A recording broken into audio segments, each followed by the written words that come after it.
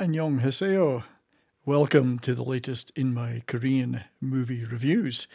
Today we're going to take a look at Uprising, which is yet another in a line of great Korean releases on Netflix. Please note that there will be some spoilers ahead, although I will try to keep these as mild as possible. 몸종이라 했느냐? 어찌 이천원자와 격이 없이 지내십니까? 대화는 친구가 되어도 종과는 친구가 될 수 없어. Uprising is a Joseon-era action film directed by Kim Sang-man and starring Gang Dong-won and Park Jeong-min. The movie is set in and around the Imjin Wars, which is the Japanese invasion of Korea between 1592 to 1598. And it features a mix of real and fictional historical characters.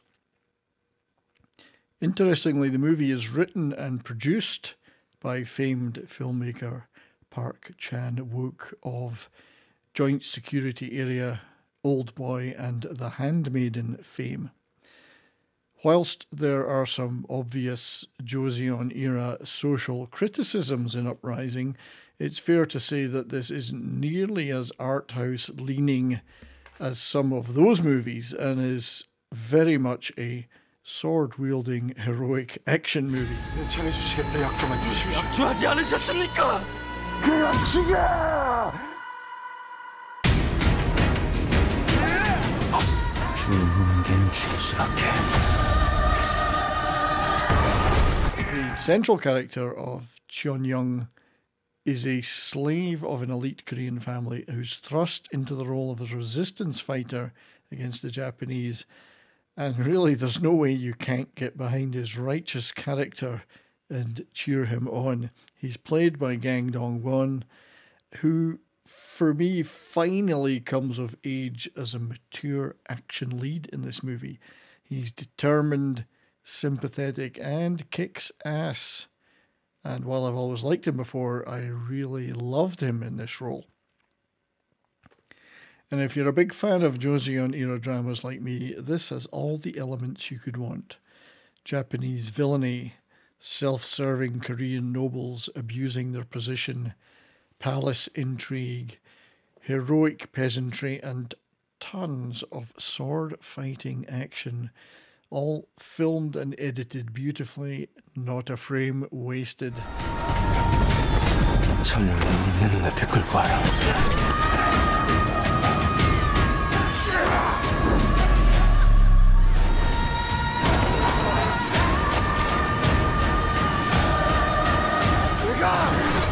Despite Cheon-young being unjustly enslaved in the service of a powerful government minister, he forms a deep friendship with the minister's son, Jong-ryeo.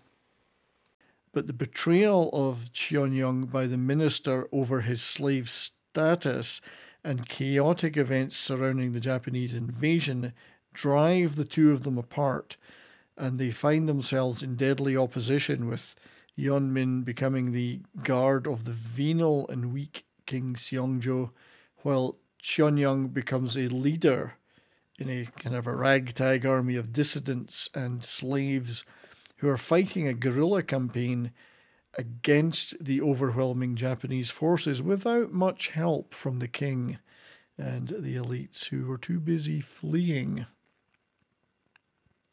So this people's army, however, is viewed as dangerous radicals by the king, particularly as many have that slave status, which results in a tragic betrayal despite their heroic war efforts.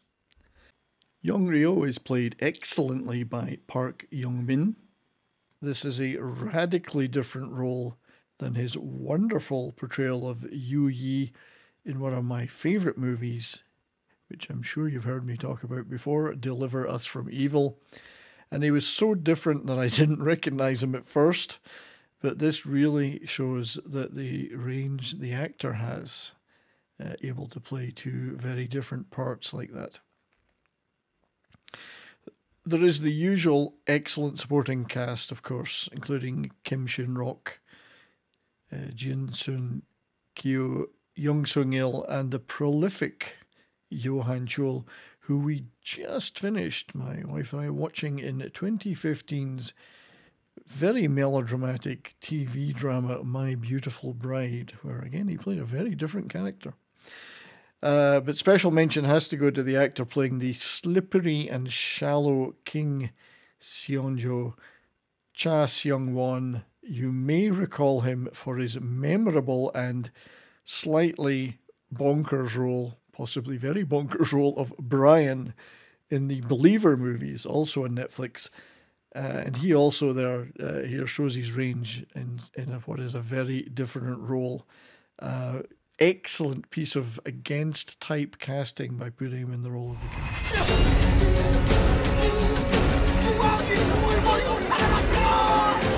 왕에게 돌팔매질하는 것뿐. 그게 백성이니. 정봉을 세우면 상주겠노라 약조한 왕은 죽여. 영웅. 우리 왕. 세계신이야.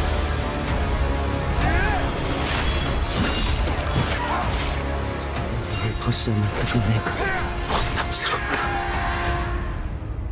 나를 역도로 만들었으니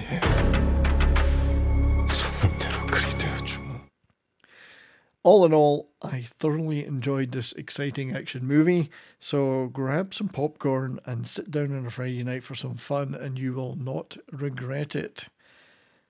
Anyway, thank you for watching this video. If you liked it, please leave a like and a comment. And consider subscribing for more Korean entertainment content, as well as all my other stuff.